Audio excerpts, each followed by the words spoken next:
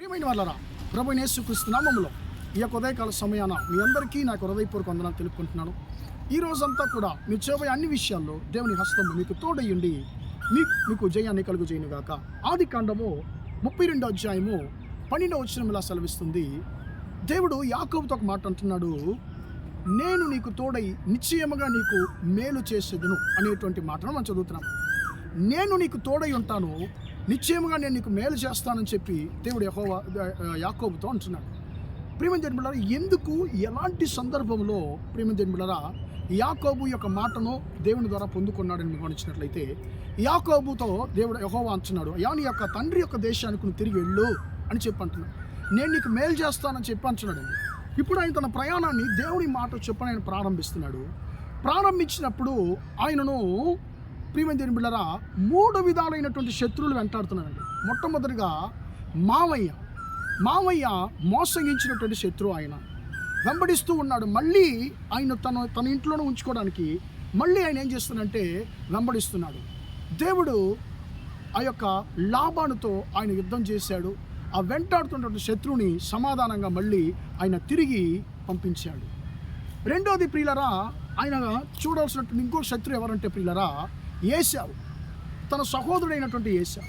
20 సంవత్సరాలకు ముందు తన సహోదరుని మోసగించాడు ఈ యొక్క యాకోబు. ఇప్పుడు తండ్రి ఇంటికి వెళితే అన్నయ్య ఉంటాడు. ఇప్పుడు అన్నయ్యని ఎలా చూడాలి? నేను వెళ్ళడానికి ముందుగానే నా అన్నయ్యని నేను సమాధానపరచాలని చెప్పి కొంతమందిని తన అన్నయ్య దగ్గరికి ఏశావు దగ్గరికి పంపిస్తున్నాడు.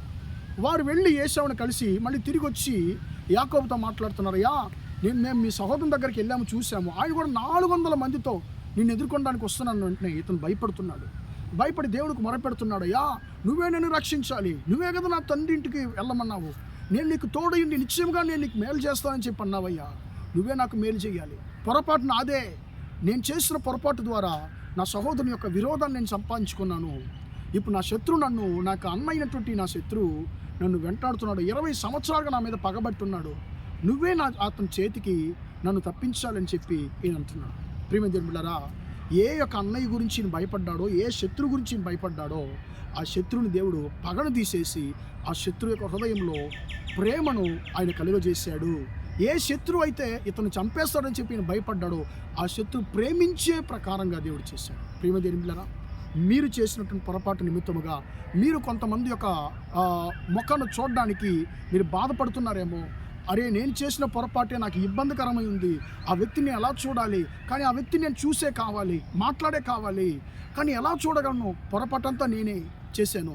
నేను చేసిన పొరపాటు వల్ల ఇప్పుడు నాకు చాలా ఇబ్బంది అయిపోయింది, ఆ శత్రువు నన్ను చంపేస్తాడేమో అని చెప్పి మీరు ఏ మనుషుల గురించి భయపడుతున్నారో ప్రియమైన దేవుని బిడ్డలారా, దేవుడు అంటున్నాడు, ఆ మనుషులు మీకు ఏ హాని చేయరు, ఎందుకంటే నేను మీకు తోడయ్యుండి నిశ్చయంగా నేను మీకు మేలు జరిగిస్తానని చెప్పి ఆయన అంటున్నాడు.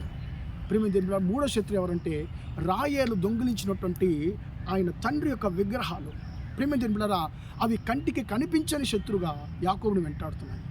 ప్రియమైన దేవుని బిడ్డలారా, ఆ యొక్క విగ్రహ ఆత్మలు, అపవిత్ర ఆత్మలు యాకోబు యొక్క ప్రయాణంలో యాకోబుని వెంటాడుతున్నాయి. ప్రియమైన దేవుని బిడ్డలారా, ఆదికాండం 35వ అధ్యాయంలో ఆ యొక్క శత్రువును కూడా దేవుడు ఆశ్చర్యకరంగా ప్రియమైన దేవుని ఒక వృక్షము కింద ఆ యొక్క విగ్రహాలని బూడ్చివేసి దేవుడు ఆ శత్రువును కూడా హతం చేశాడు. నిశ్చయముగా నేను నీకు తోడైంది, నీకు నిశ్చయంగా మేలు చేస్తానని చెప్పి దేవుడు యాకోబుకు వాగ్దానం చేశాడు. 3 విధాలైన శత్రువు యాకోబుని వెంటాడారు. ఆ 3 విధాలైన శత్రువు నుండి దేవుడు యాకోబుని విడిపించి యాకోబుకు మేలు జరిగించాడు. యాకోబుకు మేలు చేసినటువంటి దేవుడు, యాకోబుని శత్రువు యొక్క చేతి నుంచి తప్పించినటువంటి దేవుడు నిన్ను, నీ కుటుంబాన్ని శత్రువు చేతులను తప్పించి మీకు మేలు జరిగించునుగాక. ప్రార్థిద్దామా? ప్రేమగల మా తండ్రి, దయగల దేవ, ఇంతవరకు ఈ మాటలు విన్న తండ్రి, నీ బిడ్డలు మీరు దీవించండి, ఆశీర్వదించండి అయ్యా. నేను నీకు తోడయుండి నిశ్చయముగా నీకు మేలు చేసేదనని తండ్రి అయ్యా నువ్వు యాకోబుకు చెప్పావు.